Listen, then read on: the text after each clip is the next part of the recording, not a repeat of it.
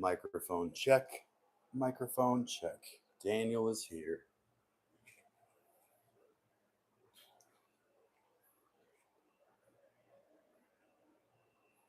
Microphone check. Microphone check. Welcome to Dad's Workshop, Daniel Gandara and Woodchucker. Oh, Woodchucker, I got news for you. I got to get to you before you leave today. Shout out, Woodchucker. Got something to ask you. I just ordered a chainsaw today. Let me turn this off so I don't get feedback. Super relevant for you and not necessarily like the equipment you would choose. And that's really what I have to ask you about. But let me get Daniel on the chart first. Boom. Daniel was here first. So here's the deal, Woodchucker. I got this. I've been wanting to get a 395 XP for a long time. It's very expensive, as you know, like a 90cc chainsaw. I want to get, a bar and a chisel chain or two so that I can rip wood. But I also want to use this for cross cutting, cutting normal lumber. I am going to make a video basically reviewing this thing. But what it is, if you've seen these, I'm sure you've seen them, Woodchucker, is basically a 395 XP dupe. It's a Chinese version of a 395 XP Husqvarna saw, right? I even read one review where they were surprised to see that some of the parts that were in it were actually higher quality parts than what you find in the Husqvarna. It has to do with it was assembled cheaply or whatever. Some of the reviews were mixed. Some people said they had problems getting a spark the very first time they had it.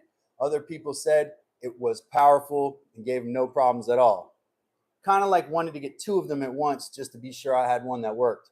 But yeah, that's my news to Woodchucker. So any of your thoughts, Woodchucker, on the 395 XP, the Husqvarna, or any of the other versions of that saw, higher CC chainsaws, like the steel version, and I can't recall what it is, MS something. And then there's a couple other chainsaws between 70 and 90 some CCs. Give me your thoughts on chainsaws, and are there dupes for those chainsaws that you think are relevant? I have no choice but to go with this, what do they call it? It's called like a Hostinen or something. They make a name that looks like Husqvarna. It's a total knockoff. But I have no choice to go with this because the Husqvarna saw is $1,000 more expensive. $1,000 more expensive. So, Woodchucker, want to pick your brain on what you used. I don't know if you ever. I know you're always rip cutting wood because you're carving with your saw, but kind of your choice of bars, chains, what you've experienced as far as the larger saws that you don't typically use for your carving, like what kind of a saw collection you have, what you prefer, things like that. Oh, so I got this. I've been looking at this thing for a minute. The saw body, was $319. That represents about $1,000 savings from the saw body of a 395 XP, which they stopped manufacturing. Husqvarna stopped making this saw like in 2006. So to answer your question thoroughly, the dupe knockoff version was like $315.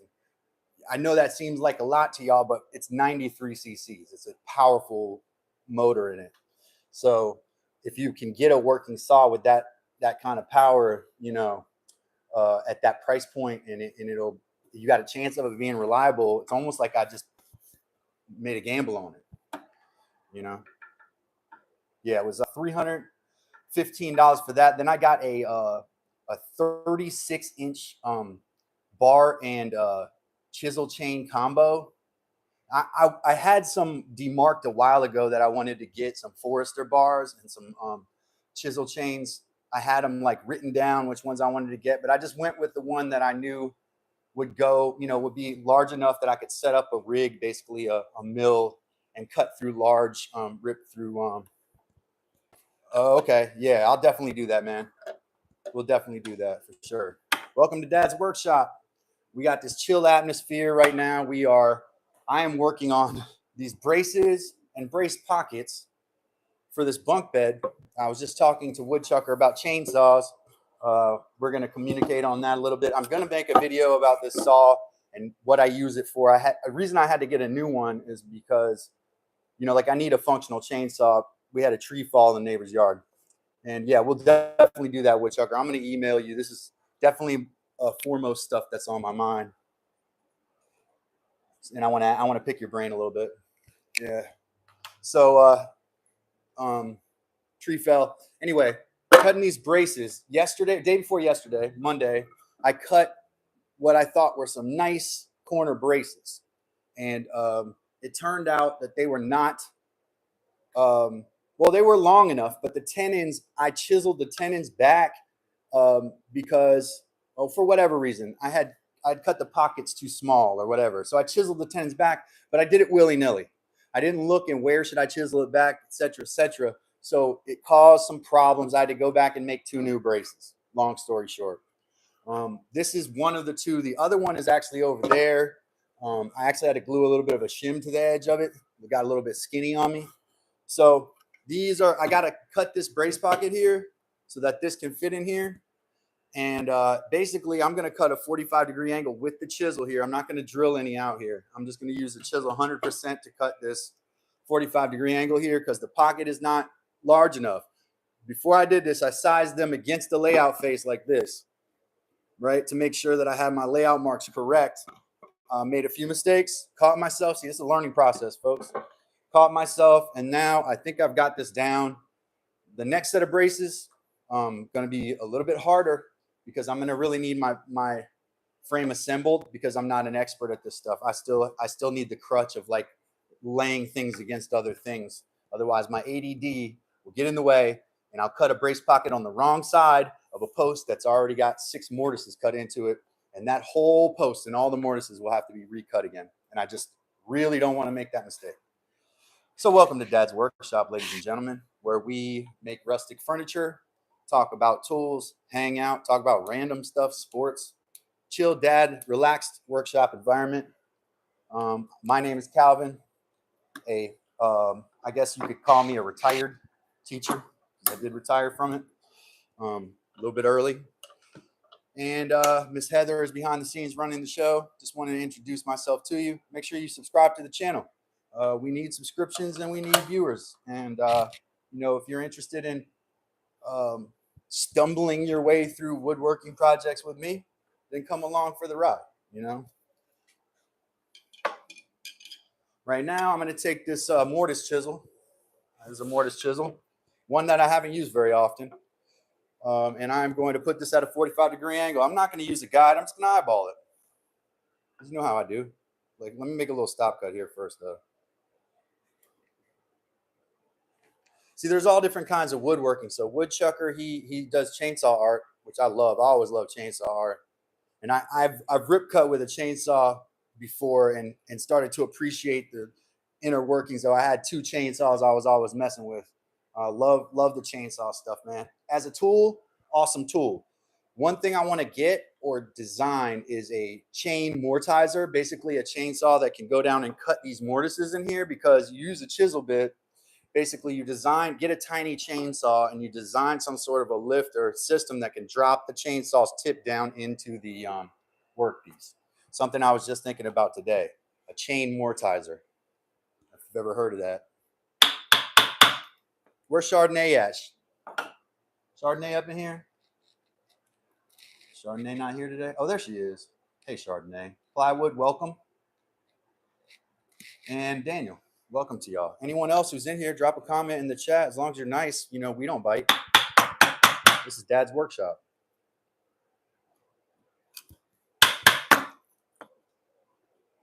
This is about the area I want to chisel it to. I'm going to have to kind of keep testing it. Well, I did a little bit of a job on that right there. I have to be 100% focused when I do these mortises, man. Last time I think I had to redo 2 posts, and that was such a pain. Basically, like probably 40 to 50 hours of work that I messed up, you know, making one mistake. Chain mortizer. I was watching this guy use one today. I was like, yeah, man, I want one of those so I don't I mean, I love using hand tools, but having a chain mortizer to kind of like simplify it definitely would be nice. I like to have the tools if I can, you know. There's nothing wrong with that, right, guys? Have the tools. You heard that I bite? Who told you that? Who told you that, Plywood? Am I getting a bad reputation? Is that why? Is that why things have slowed down for me? Karma for my being not a very nice person. Is that what it is? My neighbor said that. We whisper in your ear. Oh, I know what you're talking about. I know what you're talking about, Daniel. My neighbor. Yeah. Oh, yeah. I'm sure. I'm sure my neighbor would have a bunch of things to say about me. Most of them probably wouldn't be very nice. Welcome to Dad's Workshop, folks. Through the grapevine,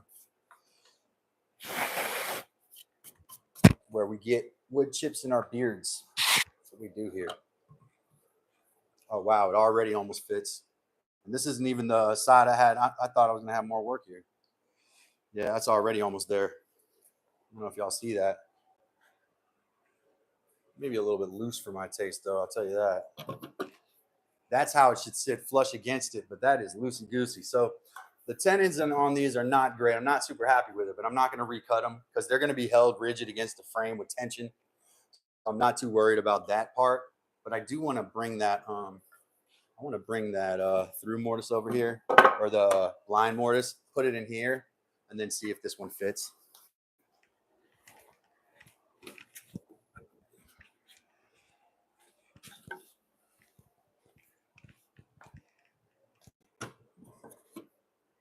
I believe that's the right one there. I think.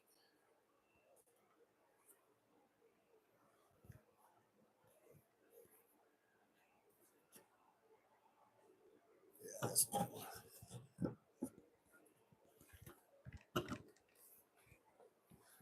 Ooh, that's kind of not pushing at the correct angle there, is it? All right, there we go. I mean, that is relatively close to what I need. Any of these can kind of bite in there. And you'll notice when you get one of these together, even if it's kind of loosey-goosey, the unit, it stays as a unit because of just the triangular design of it. I could probably take some more off this, the back of this tenon, but I wanted to see what it fit preliminarily there. It looks like it does. I believe this is the right piece for this, or is this for the other? This might be for the other one. Hold on one second. I'm gonna grab the other. Might be this one here.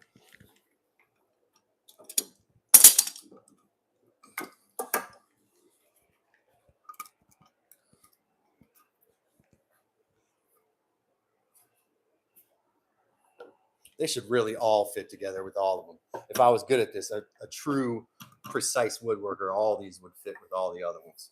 You know?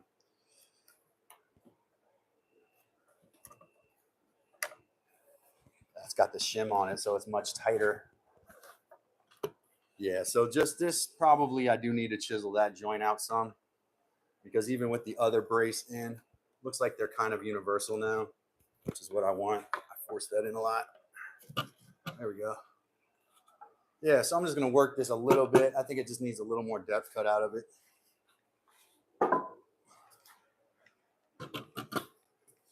Yeah. Or the other thing I did was I'll take, like, what I realized is I can take a little material from the bottom of the tenon, but I did this too early last time. So what I need to do is I need to look at, size of the tenon. I mean, I should know ahead of time all of this stuff, but I don't, because I'm a novice. So what I noticed was when this happens is because I don't cut housing and I don't accommodate for that at all. So what I have to do is take basically 3/8 to a half an inch of material off of the bottom of this tenon, like you see I did on the other side. And then it probably will fit into this mortise a little bit better. But before I do that, I want to take a little bit out of the bottom there from the front side. I saw this trick on how to check if your cheeks of your mortise, and the cheeks are the side of your mortise, are good. So if you want to get some value out of this today, you take one of these guys right here. Well, if it's 1.5 inches, you really need it to be 1 inch wide for this. But the tool here is going to sit flat if the shoulder is flat, if the cheek is flat. So as you run this against it, it'll stay level. Like you won't have any problems. It won't teeter back and forth. So to check your cheeks, the cheeks of your joint.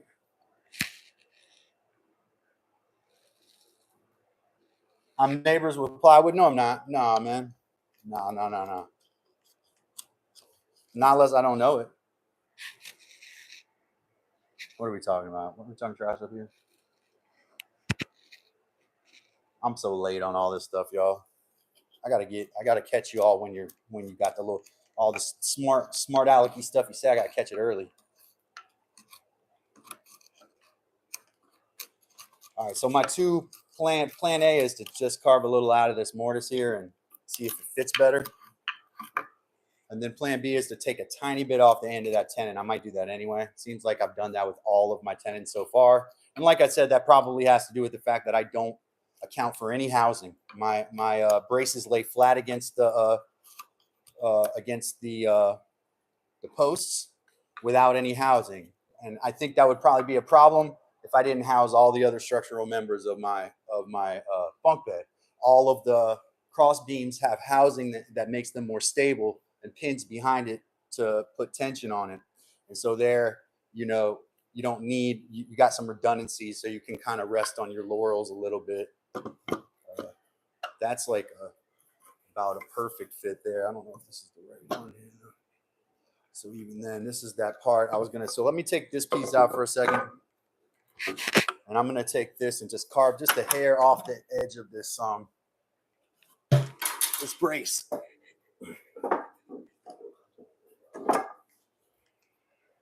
I'll do a little zooming in too, since the shoulder is really bad right there. I don't even want to show you all that.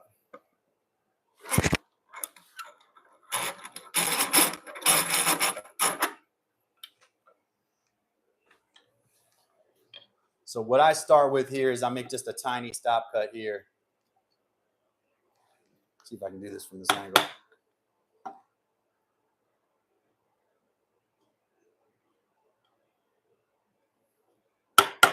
I'm not going to take a lot of material here, just a little bit, but if you go grain down, it's going to come off real easily.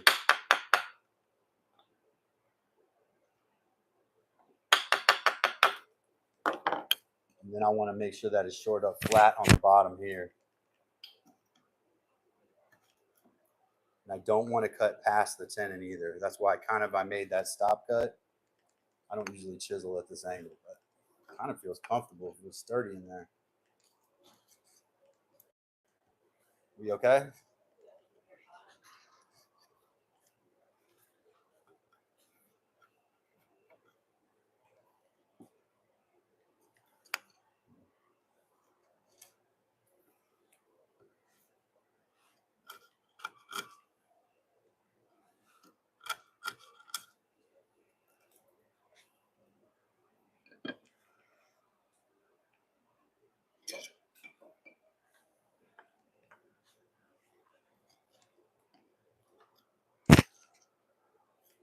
Are you all the way zoomed in?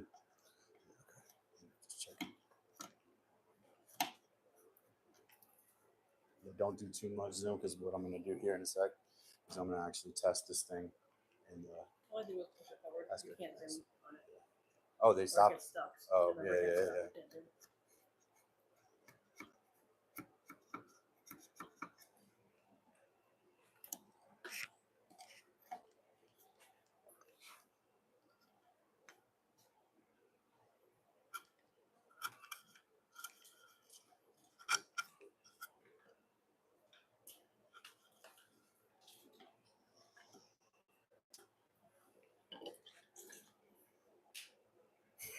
Woodchucker said, "Don't zoom it; it messes it up." Yeah, he's right about that. Zoom. He's one who gave us a heads Yeah, we're not zooming. We're gonna just move the camera. I like the way that brace looks in that camera shot, though.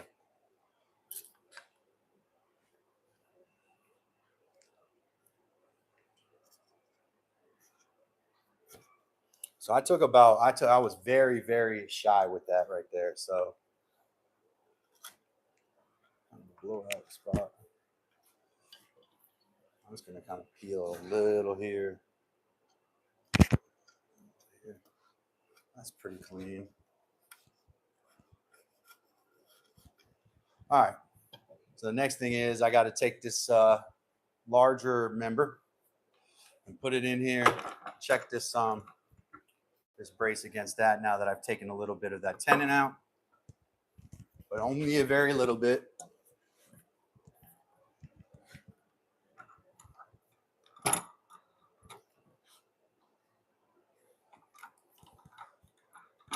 have my vise is kind of crooked, so sorry about that, but I'm not going to change that for the moment. Well, maybe I should here.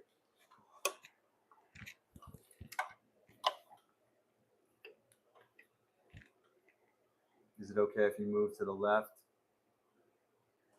To the left is right side. She just walked out, but I'm set up a new shot here now, woodchuck, so I can probably back it out a little bit. I got to be careful I don't break one of my lights here. She's better with these things than I am. I think this was the mortise here I was cutting. It is very loosey goosey. I don't love that. I'll back it up a little so you can kind of see what I'm doing here.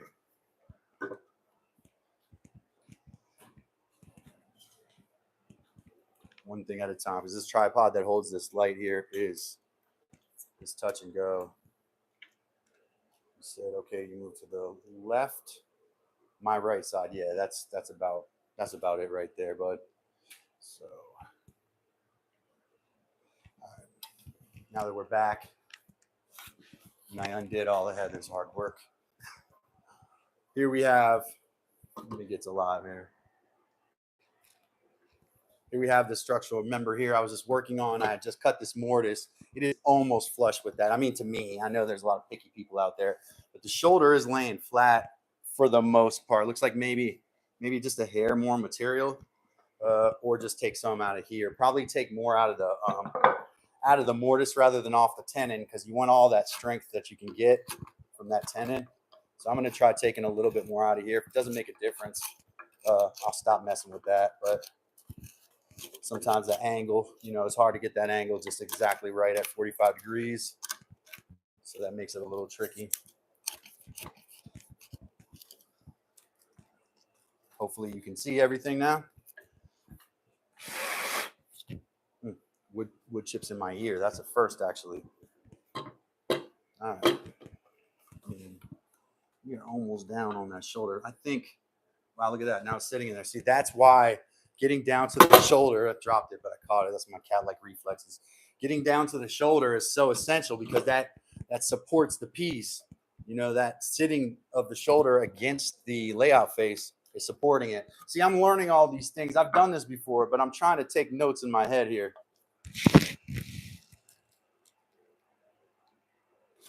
What I'm grooving. All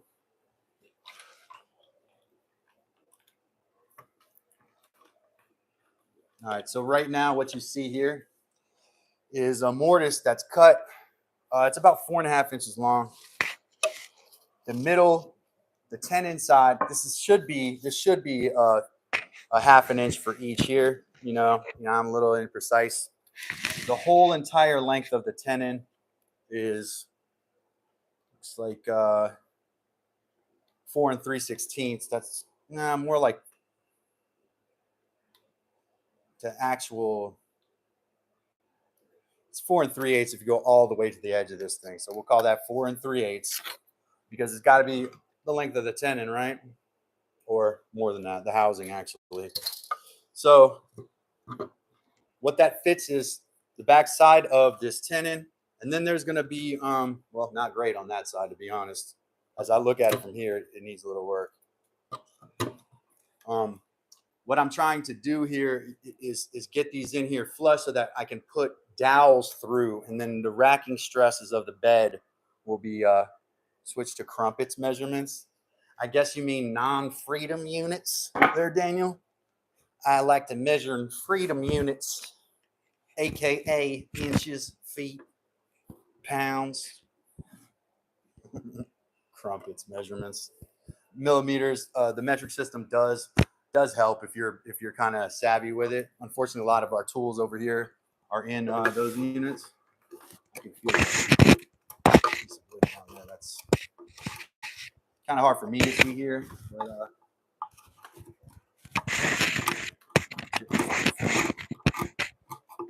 sometimes having your shop vac at your side is good for these types of things rather than blowing the sawdust back in your face. I'm sorry if I hit the microphone right there. Sorry about that, folks. I'll try to speak up because the microphone's down on the workbench. What I'm doing right now, welcome to Dad's Workshop, is that I'm cutting a mortise for a diagonal brace for this bunk bed set. 7 crumpets and a biscuit wide. And a nappy. 7 crumpets and a nappy wide. The shoulder is contacting there, so I'm not gonna mess with that joint anymore. And I'm gonna flip this down. I'm gonna try putting the horizontal piece across. Now, when I set this up, I'm actually gonna put a long clamp across to hold it together because it will probably fall apart without the horizontal, the long ways members in there. And I built it kind of backwards this time.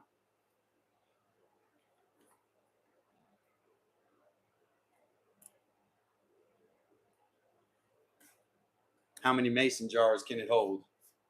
It was 50 cubits. 50 of the king's arms in a row. The king's arms. I don't know which side I was on here. Getting confused. I had my last brace had a star on it, but this one doesn't. So this is not the right one for this. This is the other one.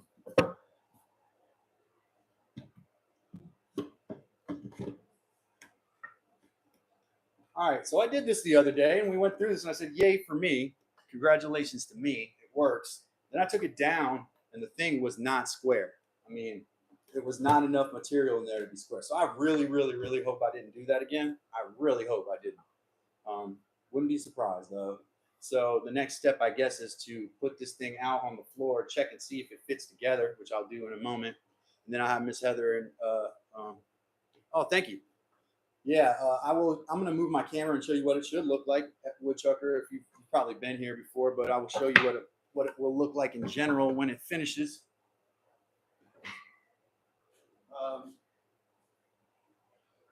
The kind of rhythm that you got on the post should look like that, right? What we're looking at now is actually this right here. Oops, I zoomed. Bad decision. Oh, it zoomed out. Look at that.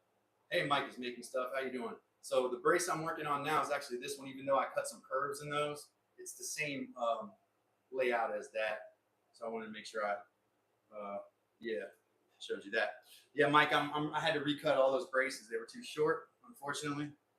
So I'm kind of, it definitely was a drag because, you know, the live kind of goes slow enough as it is. So I didn't want to have to redo stuff, but I did. I tried to do most of the work,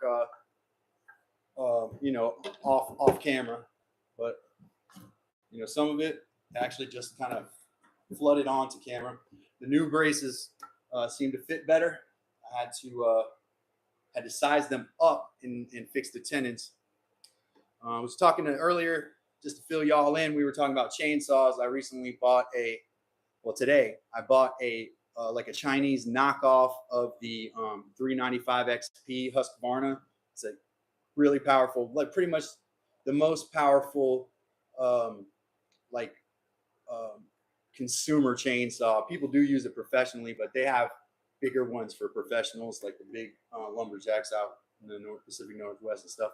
But I got this chainsaw. I got a chisel chain, which is meant for rip cutting, and I got a cross-cutting chain. A tree fell here. That's what started that purchase because I finished out my last chainsaw pretty good. So I got this thing, and I want to review both cutting slabs with it, like actually using it to cut lumber like a mill, and actually using it to cross-cut, and hopefully it'll even start when I get it, because you know, those are like you know, kind of touch and go. Those Chinese intellectual property thefts, basically, is what it is. It's someone in China found out the exact components of Husqvarna, 395 XP, and then they put all those components together, used plastic that was the same, and made it look almost like a Husqvarna. So it's a pretty good knockoff. We'll see how it works. Yeah, I have one of those too. Woodchucker said I actually have a jig that you can put on your chainsaw. I have that too. The chainsaw mill, basically a cheap chainsaw mill, Alaskan mill. I have that. But what I'm going to do when I cut these slabs, woodchuck, is I'm actually going to pick a huge tree, and it'll probably be out of my dad. My father has like 5 acres of woods. I'll probably find a tree out there, and it'll be big. And then I'll set up. I'm going to actually build a mill, build like an Alaskan style mill with this chainsaw and that big bar and chain that I got. Build it on the spot and just run the chainsaw over that. So if you build it against a tree, just use a level, right? I checked on that, Chardonnay said, is there a good refund or replacement policy? Of course, I looked at that today. What I would have to do is contact Amazon, and they would have to refund the purchase. You can't send it back through the mail with gasoline in it. That's a good question. I didn't know either. I was like, are they going to replace it if it doesn't work? Because a couple of the reviews where this thing came and I couldn't even get a spark. But there were many, many good reviews too. And I felt like it was worth a gamble. Also going to make some videos out of it too. No, I'm wearing my Lakais today. My Crocs are looking a little nasty. I'm going to put this over on the floor, take a second to get a sip of water or two. And then I might have Heather come in and we'll take a look at whether it fits together, hopefully.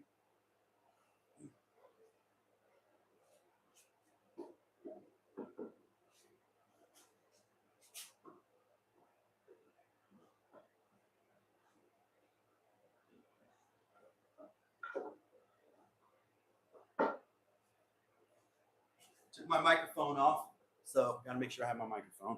Give me 1 second. I'm gonna take a little while. Oh, welcome to Dad's Workshop. When I'm not on camera, I get more viewers. What happened? Make sure you subscribe. Right now, I'm taking a water break, and I'm gonna move over here, and I'm gonna show you all the. Basically, it's like a timber frame bent that I'm working on. Give me 1 minute. 1 minute, ladies and gentlemen.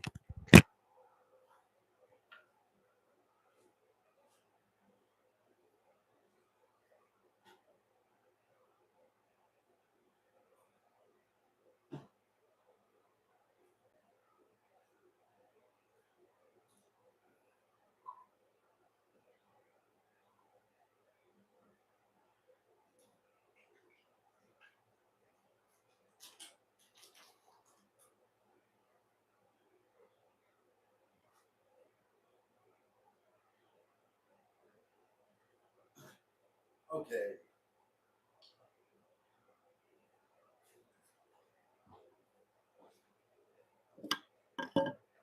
All right, I'm back. What's Mike? Okay, I might not set this thing up in front of the camera. I gotta wait till Heather comes out here. I'm gonna talk to y'all about chainsaws though in the meantime. Because what is MS 720 FR? 105 cc's, eh? That sounds where'd you see that one? Oh yeah. Yeah, the 395 XP Husqvarna saw that I want, which is kind of a manageable size that you can mill with 90, I think it's 93 cc's. That one is about 1500 depending on where you go. And the MS 720 I've heard about, that's is that in the 70s or is that the one that you said is 105 cc's? Oh yeah, I can imagine. So that's what I mean. So there's some that are like not even that commercially available. You ready? Where'd my microphone go? Okay, I got my microphone. You can kind of just angle it. I might be able to do it myself over here. If you just angle the camera. What? What'd you say, Ben?